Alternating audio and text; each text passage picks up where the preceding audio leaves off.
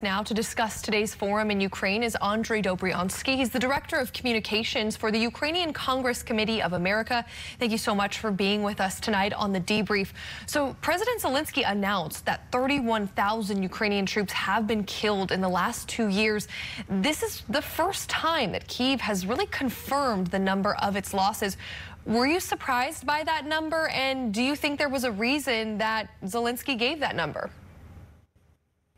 First and foremost, the fact that Ukraine has to acknowledge these things is because Ukraine, on one side of this conflict, is a democracy. Ukraine has been focused on reporting the numbers of dead.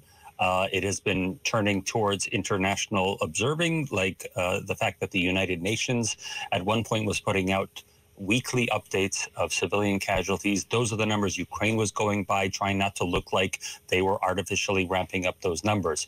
On the other side, Russia also has a law that, make sure nobody talks about this, meaning not even anybody can leak this number out.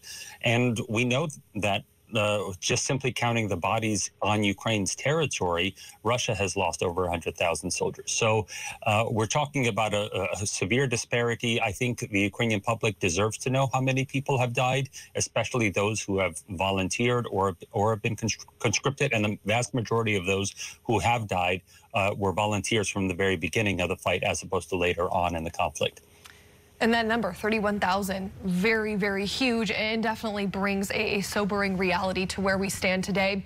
Today, Senate Majority Leader Chuck Schumer was on Ukrainian soil. He challenged House Speaker Mike Johnson to take up a $95 billion national security package for a vote in the House. The aid package already passed in the Senate, and if approved by the House, would include $60 billion in new aid to Ukraine.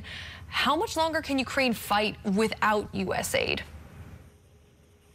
What President Zelenskyy announced today at the same forum is that he anticipates that within a month's time, things will be very dire for Ukraine. And when I say they are very dire, what we're seeing now is those multiple rocket attacks, those Iranian drones, artillery from North Korea, all being fired on Ukraine daily. A lot of that is being shot down. But still, in terms of outlying cities, you see civilian casualties and civilian buildings being destroyed today. The easternmost rail station was destroyed.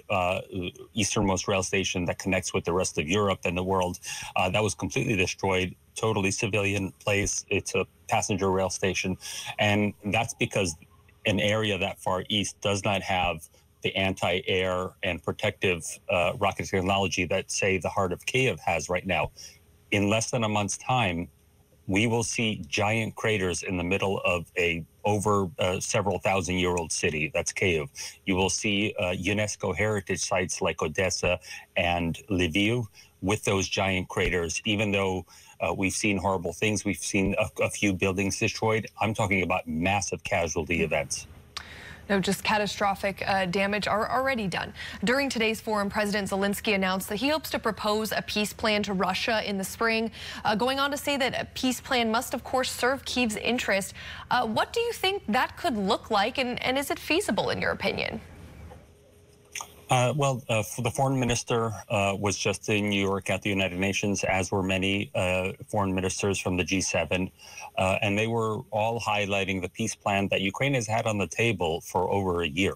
The peace plan is broken up as far as what Ukraine has done in the past, wanting the world to concentrate on several things.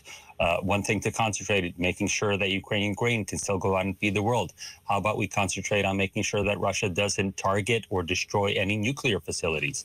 So it's these kind of things that Ukraine, first and foremost, over a year ago, President Zelenskyy presented this to the world as an option for the world to concentrate on to make sure this conflict doesn't spill out outside of Ukraine. But in terms of what he has directly with Russia, I think what you'll see is some demand, first and foremost, for the people who are currently captured and being held in Russia. That's civilians and soldiers. A lot of soldiers gave up willingly their own freedom so that civilians would be freed, and a lot of those civilians haven't been freed up until this day, and that includes over 20,000 children. Certainly going to be tough to get both sides to completely agree, but peace hopefully on the horizon. Andrij Dobriansky, thank you so much for your time and insight. Thank you.